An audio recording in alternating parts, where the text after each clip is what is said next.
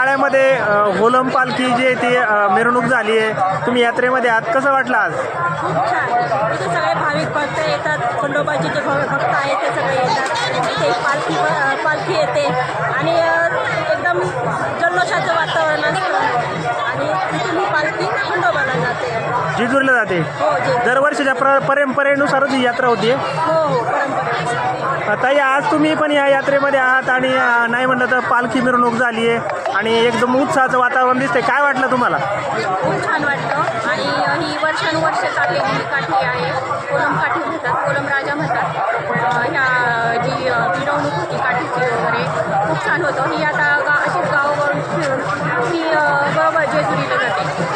दरवर्षी ही जी ती पालखी दरवर्षी होलम राजा म्हणून ही ओळखली जाते. होलम राजा, पण होलम राजाच्या पालखी याच्यामध्ये दरवर्षी गर्दी वाढती का आहे तेवढीची? नाही, गर्दी खूप वाढते.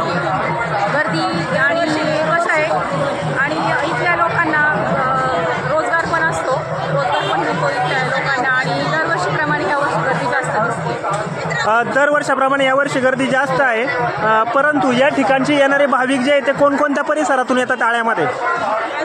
परिसरातील सर्व गावातील आणि जे आहे जे दुकाने वगैरे लागतात ते पण भरपूर लांबचे येतात, ते दुकाने वाटतात. त्यांचा एक व्यवसाय होऊन जातो, एक यात्रेचे स्वरूप येऊन जातो. आज काय यात्रेच्या निमित्ताने तुम्ही काय मागितलं किंवा काय खरेदी केली, काय सांगाल? यात्रेच्या निमित्ताने दरवर्षी काही ना काहीतरी घेतच राहायचं. यात्रा आहे म्हटल्यावर माणूस काहीतरी घेतच राहते ना. या वर्षीचा उत्साह कसा होता? छान